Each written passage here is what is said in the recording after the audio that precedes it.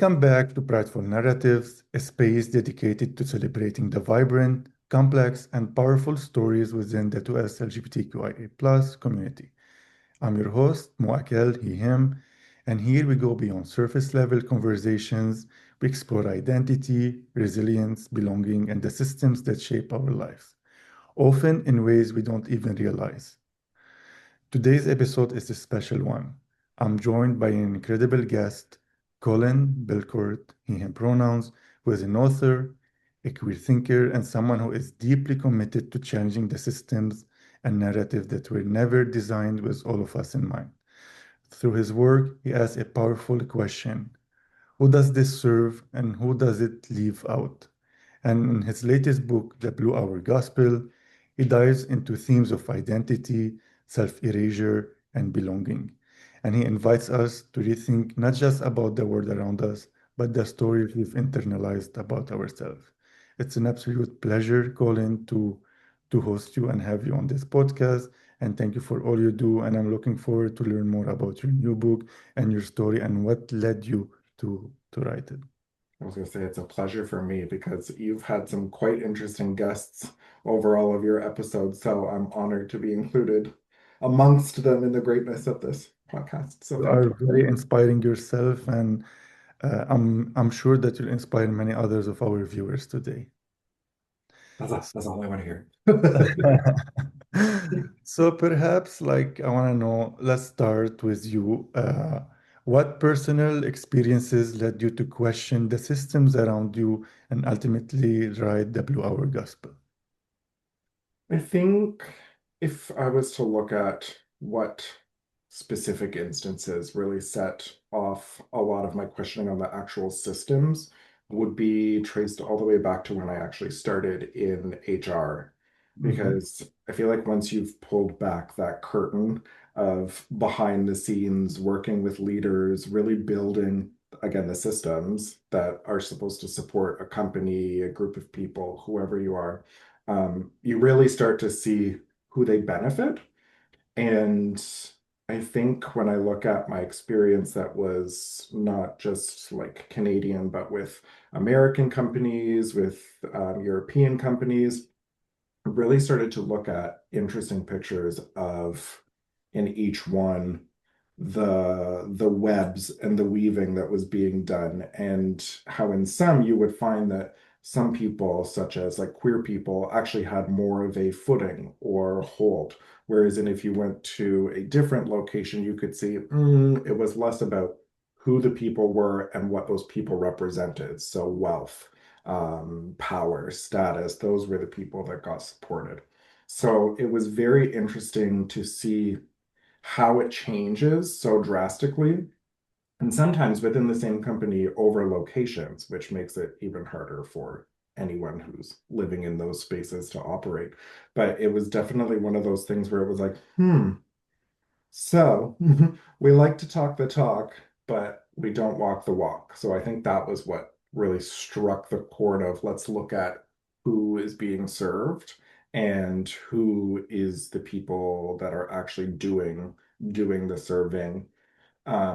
And then when it came to the book, it was more an extension of it, I think, because even though it was and is a very personal subject of the book, like it being about me and my experience navigating the world as a gay man, it also, like, so much of our time is spent in the workplace that it becomes such an integral part of our identity that when you're looking at, say, how you show up in relationships outside of work or with friends or even just in general, like volunteering, even, you start to see little bits of yourself through each one. And you see that even though I change over here, when I then come back into my personal life, this is now changed and it's out of whack because I'm used to dealing with this.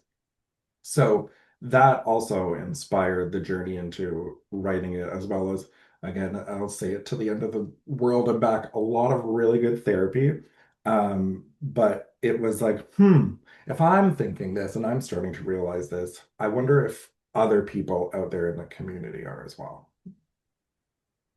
I like what you mentioned that it was an extension of yourself and you found that it was healing you as you were writing, and perhaps this can share more awareness and healing into other people's lives and perspectives. And I also like how you connected it to the system because I mean, we have to understand our role in the system. Are we like the disruptors of the system? Are we the sustainer? Are we the builders? So I really like what you mentioned. And it's inspiring how your HR journey and all of your life journey led to this book, to the manifestation of this book. Perhaps you can tell us more why Blue Hour Gospel? What's the reasoning behind the title? Hmm. So, Blue Hour Gospel for a few different things. The first one, I was just like, it just sounds poetic. So I was like, if I saw that title, I would be like, woohoo, cool, let me read it. But mainly what I wanted to accomplish with it was something in twofold. So the blue hour in general is that time between sunset and full darkness where if you've grown up, I feel like in a certain time when you were allowed to play outside after the street lights turned off, it's like when the world is distorted. So it's very in between. It's not one thing or the other, which is very much where anyone who has grown up queer lives. Whether they like it, whether they don't like it, that is where we live because the world sees us that way. And therefore, a lot of our interactions are shaded by it per se, because we don't get to necessarily show up dramatically as ourselves in one instance and the next. So it was very much this living in between, this weird blue aura of what am I looking at? And then the gospel side of it too was I did grow up in the Catholic school system, and my family wasn't overtly Catholic. Like we did go to church a lot on Sundays when I was really, really, really young, but it faded off over time.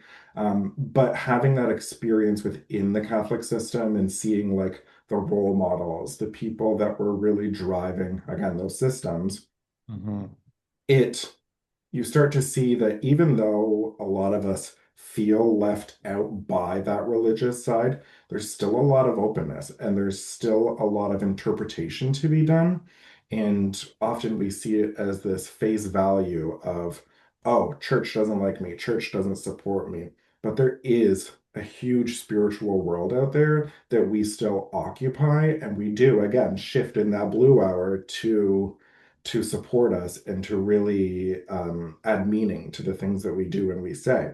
So it was this marriage of the two being like, there's a world out there that I think a lot of us can't see and don't see because we have our blinders on. We're horses led to what's next. We're chasing that proverbial carrot over us. And it was just a chance to remind people there's more. Like it just depends on how you look at it. Mhm. I really like what you mentioned about religion because it's not binary. It's not like all religions are against, all churches are against us. There's like a spectrum, and as you mentioned, there's spirituality there where you can find a lot of divinity, a lot of compassion, a lot of love. Your consciousness expand. So there are a lot of supportive churches there as well. So well said. And I know you mentioned in your book some challenges when you were in school earlier on, and sometimes you had to perform or hide some parts of yourself. In a way, it's like self-erasure. So, can you tell us more like what does that look like in real life for queer individuals, especially in your professional and or cultural spaces? Mhm. I think self-erasure in general shows up all the time. And I think a lot of people often don't equate it to that, or they will water it down to be a little bit more palatable and almost make themselves feel a little bit better and be like, oh, I'm not changing myself, I'm just being safe. And what we do is we don't realize that, well, we do it again and again and again and again. We're not just being safe, we're chipping away. Mhm. And when you look at more of the professional side, I'll say, we end up doing it a lot and without even realizing it. So when we show up to meetings, when we show up to team chats, when we show up to even just a general, if you have an office job, um, we show up and we almost code switch. right off the bat. There are, and don't get me wrong, there are tons of fabulous people out there that can just show up and be themselves and be, I don't care what people think. I like to think I have days like that where I'm like, I I will use whatever slang I want. I will wear what I want. I will do what I want. But for the most part, we don't. We code switch so that we can either play the game or play to get ahead. Because a lot of the time, maybe like things we do, things we say, how we even just have a specific physical or spiritual, again, demeanor in a certain room really interacts differently with all these other people looking at us. And if I was to look at, say, where I am right now, um, there is, I don't want to say cliques, but you can see that when it comes to who gets a position, who gets included in a conversation for something, who gets that, are the ones that all act the same, right? Like they all have very similar mindsets. So for us as queer people, if we want to survive in this world and push forward, we're going to try to change to fit in those. So at least we can meet them at their entrance or their level. Which actually, if you ever think about it, would be a very fascinating thing to reverse and be like, imagine all the straight people had to come to our level and we were like, no, that's boring. That's like, get out of here. This isn't that. It would be so funny. But it's true. Like you look at people and the things that they say, and sometimes I find, and a lot more people as I'm speaking to them these days, they'll be like, oh yeah. It's like I'll sit in a room and I'll just observe, and you can see the way that people, like the currents that they're riding. And I think to myself a lot, I'm not on that current, and I don't necessarily think I would ever want to go to that current. But I know if I talk to the me of like 5 years ago, 6 years ago, I'd be trying to doggy paddle my way into that current to be like, me too, me too, me too.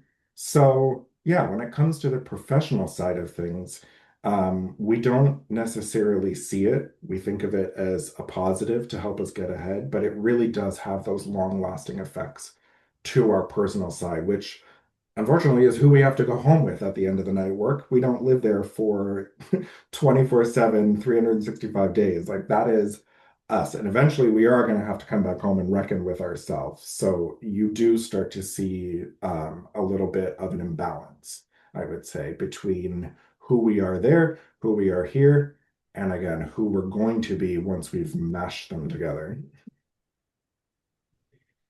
Like what you said, identity is intersectional, and when you want to go to work, you want to go with all yourself, your authentic self, not only parts of it, not wearing a mask. Like when you open the door, entering your office, you're not saying, "Oh, today I'm gonna be this part and leave aside my other uh, areas of myself." So, as you mentioned, sometimes we have to play the game because there are like some expectations, and if you want to like survive, if you want to get promoted, there are preconceived uh, assumptions that to be in this leadership position, you need to be like perhaps certain way, be a little tough, be a little directive in a way. So, and as queer community, we tend to be like soft and vulnerable and kind and open-hearted and genuine because we understand what being excluded mean, and we want everyone to feel belonged. We want everyone to feel safe.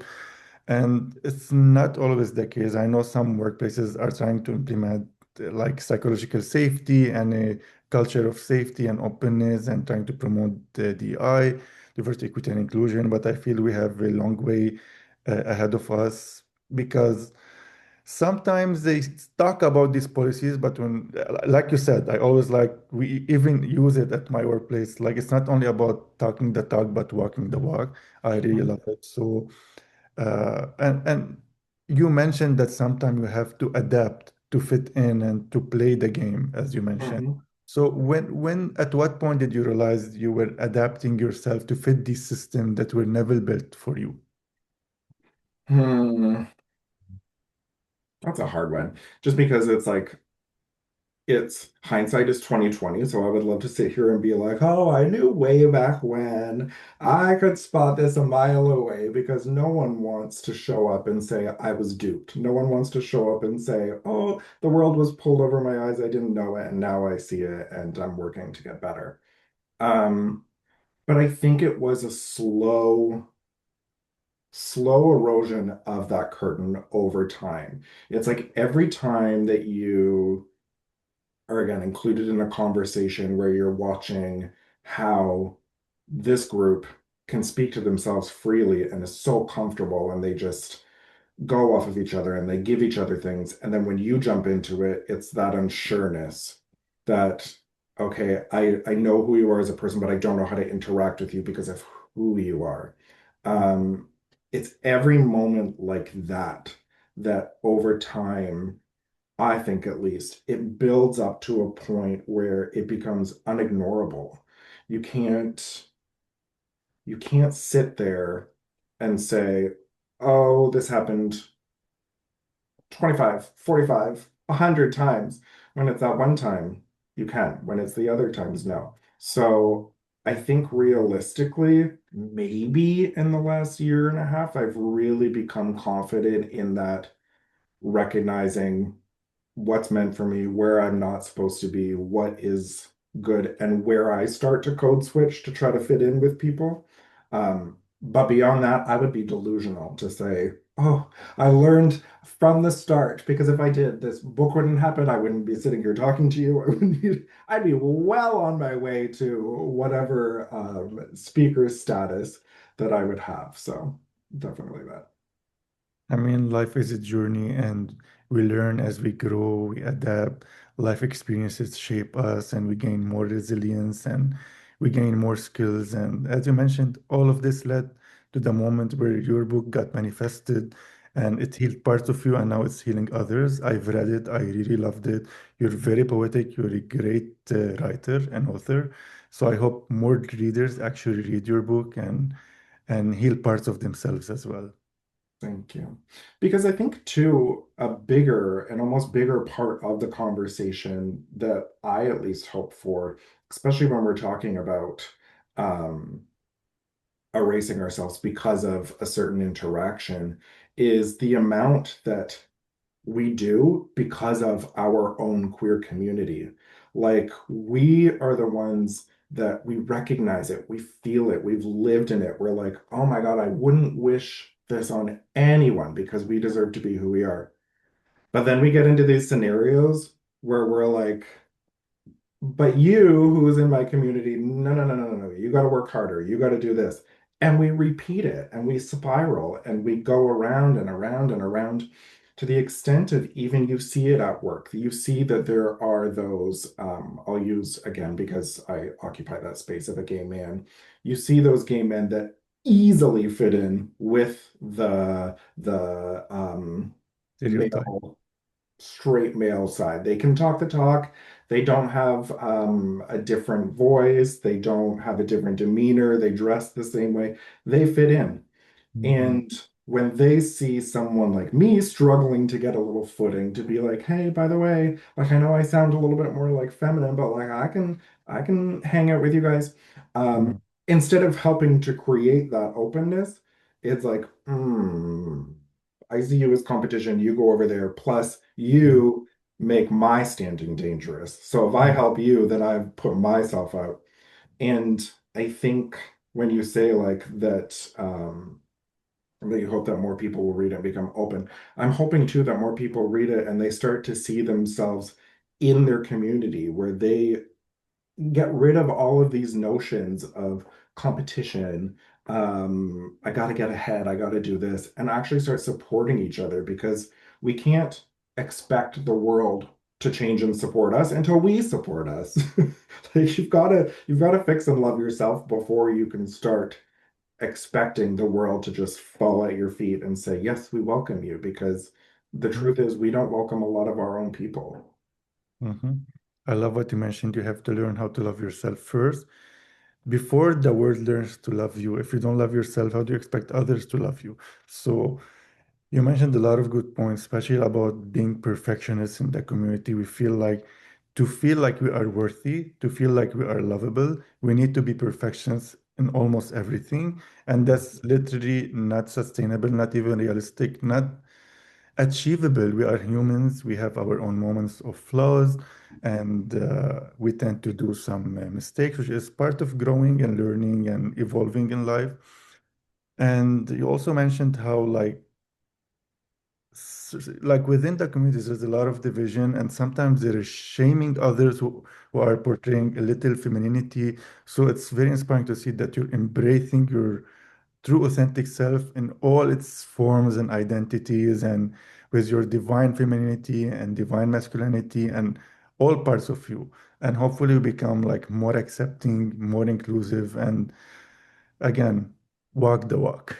hmm Especially as we see more and more people from our community actually get these positions of, say, power or standing.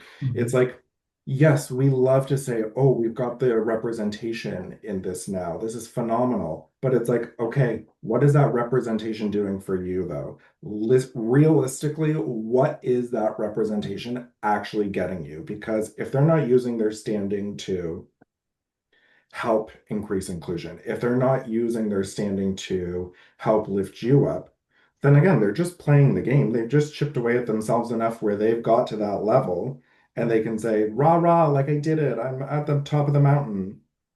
But you still have that rope. You're still trying to pull everyone else up to the top of the mountain, too. So, Yeah.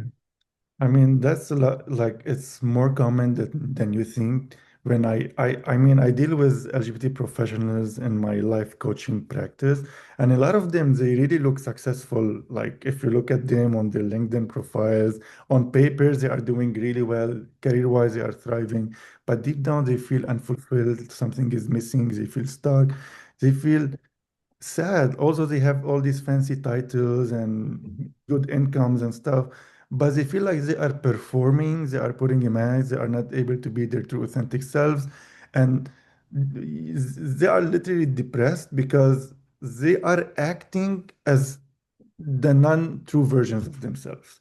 So mhm. literally, like if you think about titles and promotions and just trying to conform in a way to help you grow. But deep down, if you are not true to yourself, if you're not loving all parts of yourself, you never reach your highest version of yourself. And I think for us as queer people too, it's twofold. Like we are not even just in that race of chasing the career and professional attitude that we hope is going to come to us, but we're chasing that inter-community ideal as well. So we're looking at it and we're like, well, I'm not hot enough. I don't have enough guys liking me. I don't have this body. I don't have this face. I don't have this like aura about me, and it starts to almost like it's like in the Indiana Jones when he's running and the boulder is behind him. It's like that, except there's two boulders coming at you, and you're trying to run, and you're like, well, it doesn't matter if I fall, it doesn't matter if I try to hide, it doesn't matter if there's one of them's going to get me. But in these instances, it is a little bit more where you're like, which which one's going to get me first? Mhm, mhm. Well said. I also want to discuss a little about AI because it's all over us. Everyone is now talking about it. It's so trendy. It's everywhere. Like literally a few days ago, I was calling a company and I was just, please, I want to speak to a human, to customer service. And I kept talking to a robot, to AI, and I'm like, I was so frustrated. I'm like, please transfer me to a real human. Anyhow, with AI and technology shaping our future, what risks do you see if queer and marginalized voices aren't included in how these systems are built? So AI is supposed to be this supreme perfection, right? Like it's like we're removing the human, we're removing the like the messiness of emotions and stuff, Mhm, and we are mhm, getting the pure perfection boiled down mhm, statement of what is true.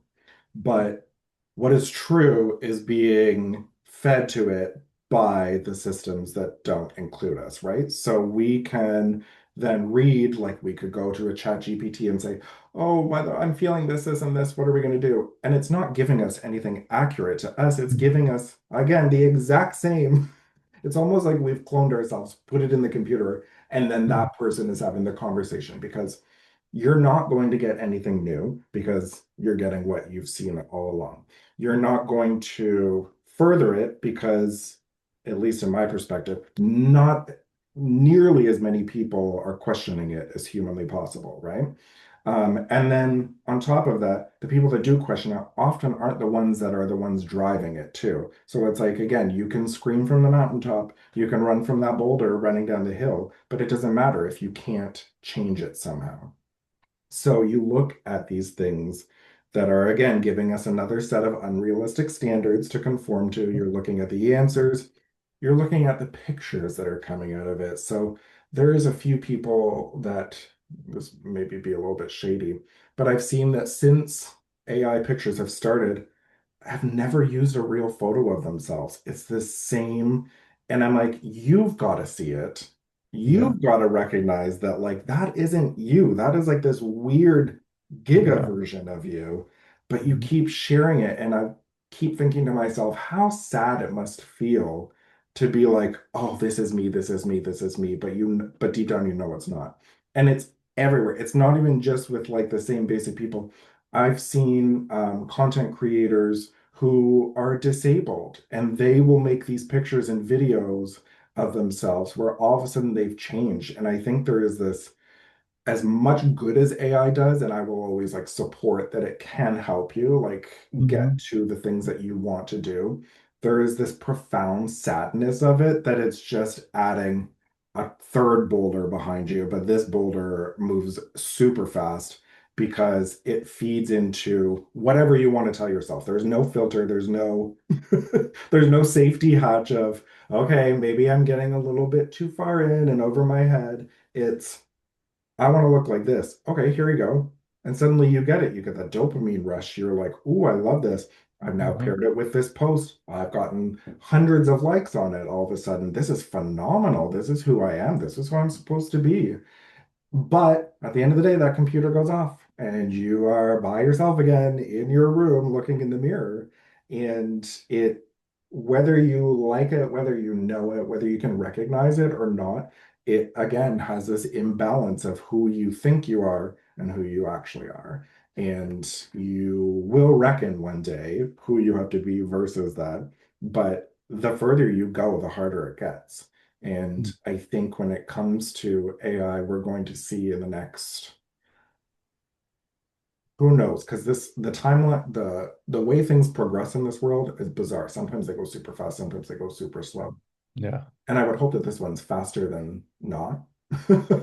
But eventually we're going to get to a space where that reckoning will come of recognizing that you're not living in this computer. You're not this person. You're not this image. You don't necessarily have these thoughts. And while it's okay to use those to build off of and spitball and get creative, the person behind it is what matters. So, I mean, I love AI. I've used AI, but I agree with you. Sometimes it can reinforce our biases. It doesn't resolve our blind spots. And sometimes it's just validating you, but it's not like helping you grow or expand. And I agree, like sometimes when you over rely on using these AI pictures, it's again promoting your self-erasure that you mentioned. And sometimes it can also promote your insecurities because you feel like maybe my authentic self is not beautiful enough, so I have to create this illusionary identity of myself that is not the real me, but the people will love that part, but do they really love me or they are loving a fake version of me? And then mhm. it can impact your well-being. But I mean, there's pros and cons, and I want to hear from you. Like, how can we make AI more inclusive in practice, not only in theory? What can be changed? I Mm, know it's a tough question. Like, I don't even I have know. I'm answers, like, but damn, I wish I was technical and I had all these like beautiful words that people would be like, wow, he knows what he's talking about. Um, To be honest, I think the most realistic thing that we can start doing is questioning the output, questioning what is, I don't want to say real because I would say a lot of it could be real, but Mhm. again, questioning it. If we go back to the beginning of this episode, we talked about questioning the systems that we're in, right? Who do they Mhm. serve? Who do they not serve? What's the input? What's the output? So we need to start questioning more what that output is and why that output is there. Not to say that we're all of a sudden going to turn around and stop trusting everything that comes out of it or stop using it, but it's questioning it because a lot of the time too, if you input a question, the output is going to obviously be incredibly for it. Even if you've programmed it to question you and to go back and forth, it's still Mhm. going to give you what the masses have fed, right? Yep. So I find at least when I get something back from an AI query or I'm trying to figure something out, I'll question it to the point outside of the computer. I'm not looking at anything inside the computer. I'm not looking for like them to verify me. Mhm. I'm Mhm. looking at it outside the computer of, okay, wait a second, how does this actually fit down into my world? And Mhm. then re-going with that. Because once you've taken it outside of that world and you've fed it back in based on your own and not this gaslit version of, oh no, but you are thinking about it, you are being positive.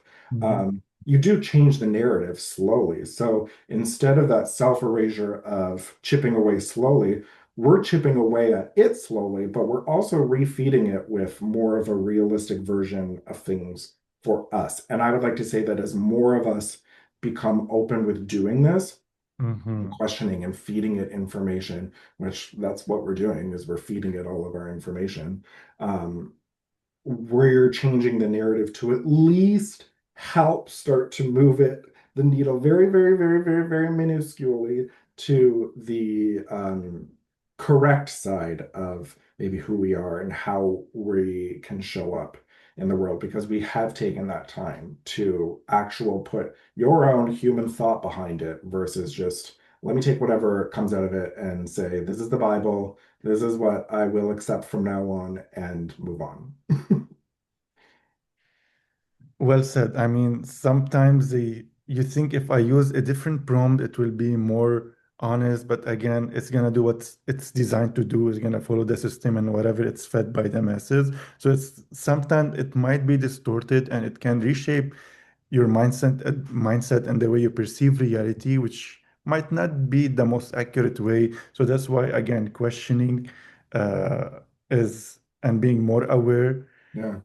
can help. So I so love how you see the so there's these extreme stories that you see in the news and stuff where it's like so and so was fully gaslit by it into thinking that it was solving the mathematical problem of the world and stuff.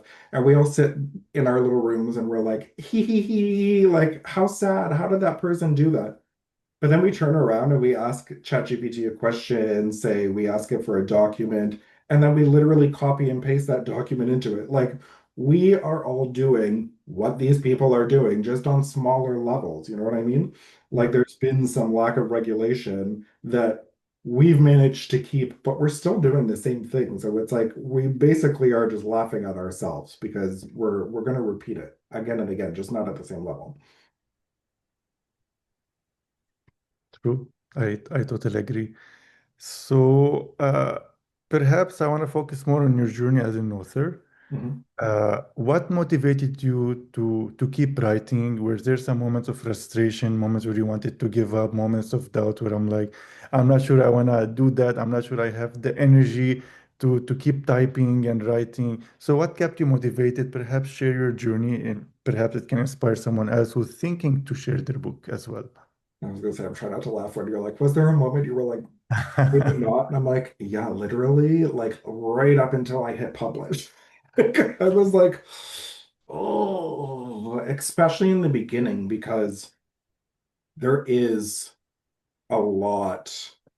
And I know there'd be people that'll be like, no, no, no, you're just not looking in the right places. There's still a lot of gatekeeping in the publishing world, especially for queer stories. You see a lot of the big publishers and even the indie publishers that are like, we support queer stories, we support sharing that voice, we want only these stories.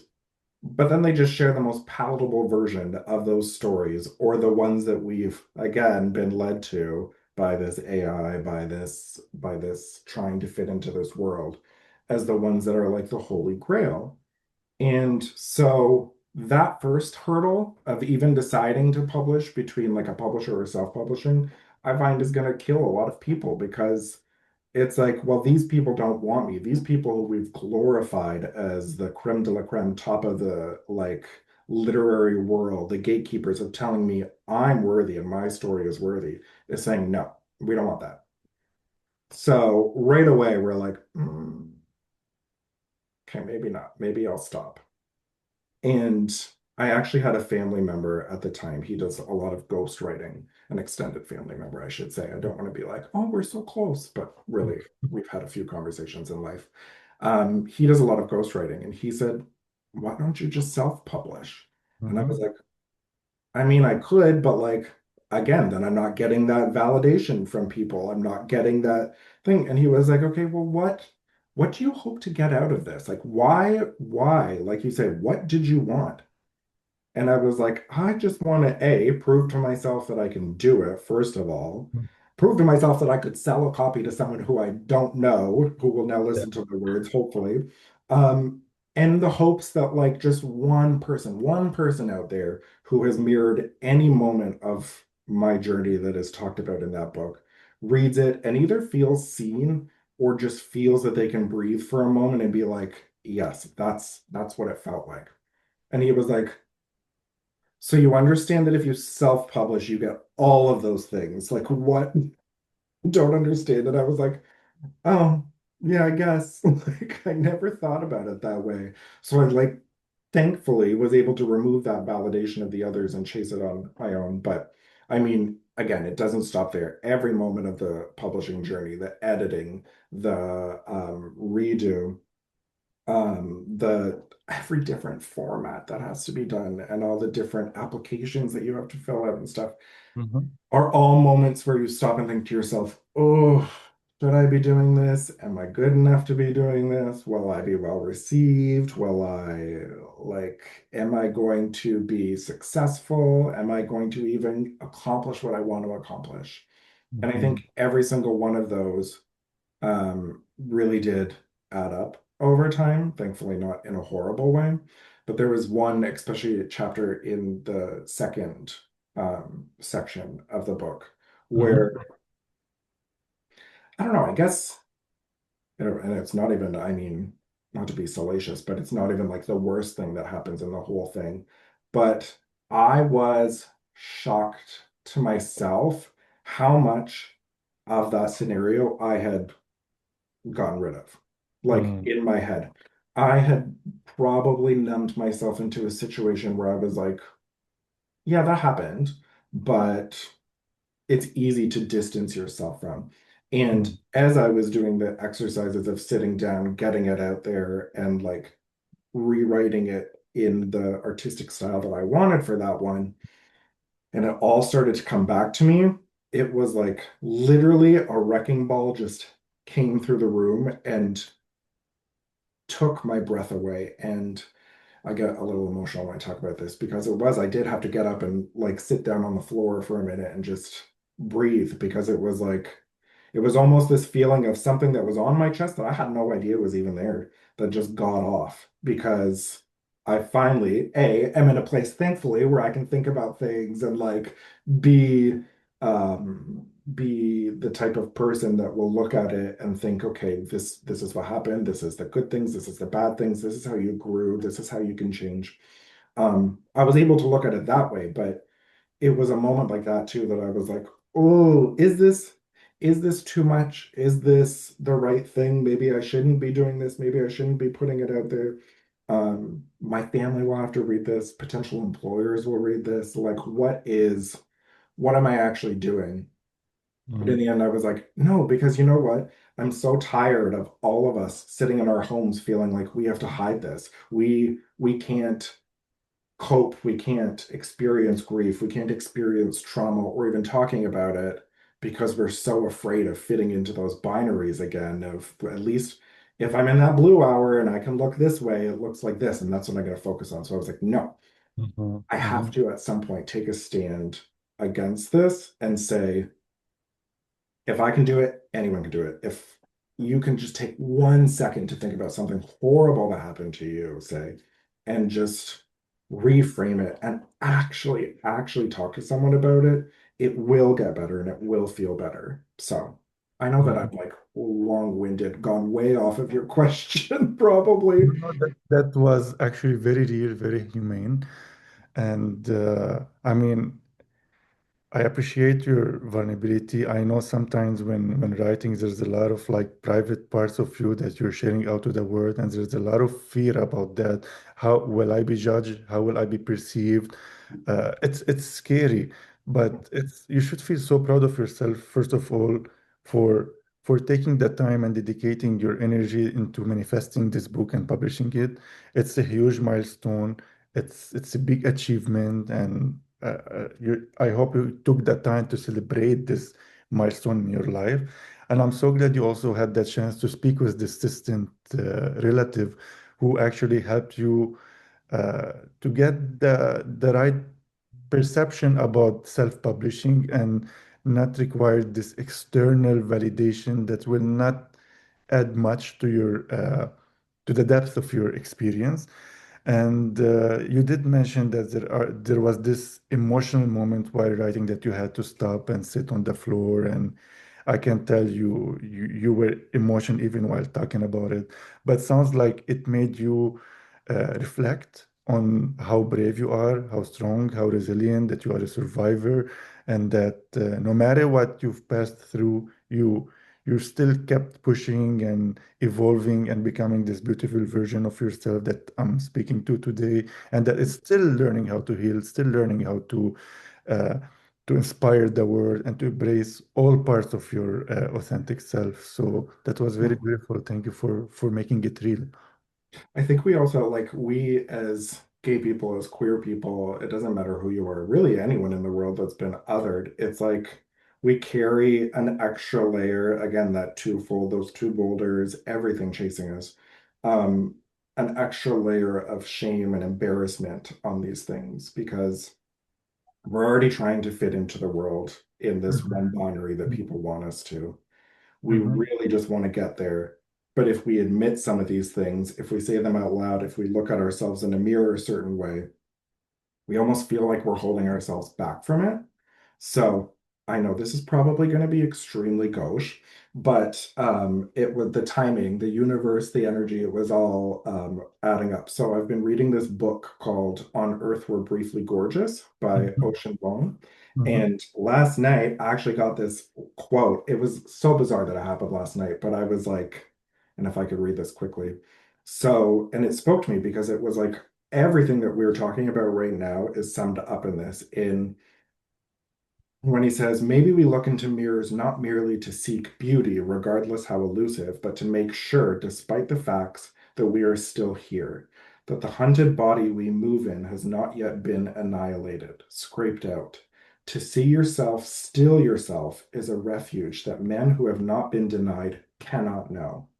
And it's true. Anyone that hasn't been othered, anyone that hasn't been exclusive, isn't going to recognize that there is those moments of sitting on the floor, looking at yourself, and just finally recognizing you did make it through it. You are there and you did survive. Whether you like the appearance, whether you like how it shows up or not, you are there. And that to me, that quote, I was like, that's special. And I'm going to read it tomorrow, even though I know people are going to be like, you should be talking about your own book, not other people's book. But it's like, it's literary moments like this that I think are also so important to us as queer people because it makes us feel seen and validated in a way that those big publishers aren't ever going to make you feel it. It feels like a divine message. It's like your sign, like I was able to also resonate with it, and I'm sure many others. So thank you so much for reading it and sharing it with us. Perhaps I want to wrap it up with this like question. So I know you shared a lot in the book about early on in your childhood, your experiences in school and having to erase part of yourselves, perform, wear some mask, hide some part of your queerness. So Colin, today, what is a message you would say to the uh, early, like growing up, Colin, the version of you that was struggling in school? What is a message you could share with him? Mm. start practicing breathing because you are going to become incredibly high strung. No, I would probably say something along the lines of you can try to chip away, you can try to remove things, but none of these things are actually going to be removed. They're just going to sit in jars on a shelf somewhere till one day your inner self needs to be balanced and you're going to see them. So even though it's going to feel like you're getting rid of yourself, it's still there. You just have to actively, actively hold on to it and try to find it. And that sure, do what you need to do in the moment to get through things, but just come back home at the end of the day. Come back to a spot where you can recognize yourself and you can hold those parts of yourself that you and other people have deemed not palatable enough for the world, because one day you're going to open those jars and they are going to come back into you. And when that happens, you need the love. You need that self-love. Like you say, like RuPaul says, how are you going to love someone if you can't love yourself, right? Like you need to have that self-love. So hold it tight. Don't close the door altogether. That was a heartfelt, deep message. And perhaps I know it wasn't easy to speak to that child, Colin, or your inner child, this child that's been through a lot and had moments of being alone and being judged and shamed and perhaps uh, used when he was just purely innocent and curious and discovering this life. So again, thank you so much for being vulnerable and sharing your journey and your book. And it really touched me personally. And I felt like we are more connected than we think. On the surface, we think we are different people with different life experiences. But once I was reading, I was able to resonate so much with you and your experiences. So I want to thank you for your courage, for your honesty, for for just being yourself. You are loved, you are worthy, you are capable, you are perfect just the way you are. Always remember that. It's So funny, if I could say one thing, it's so funny that you just said, oh, you started to recognize yourself, because I'm hoping. So book, I am starting a second book because I was like, I realized something during this process was that, like you say, we all have the same experiences. Like, sure, they might look different, boiled down, but almost every single one of us in the queer space, no matter who you are, has likely had the same experience. So it's going to be all about community and how we bend ourselves to fit the community and how the community bends itself to us. But it's going to be all about the experiences and stuff. So when you say stuff like that, and then you talk about the divine signal, I'm like, yes, I'm on the right path. you are definitely aligned and on the right path. Again, like just wow, wow, wow. That was a very powerful and thought-provoking conversation. Thank you so much for everything, for being your true authentic self and coming with all your parts. So, Colin, thank you for your honesty, your insights, and for creating work that challenges us to reflect more deeply on who we are. Don't forget to subscribe to Prideful Narratives for more conversations that uplift and celebrate our community. Until next time, stay proud, stay authentic, and keep owning your narrative.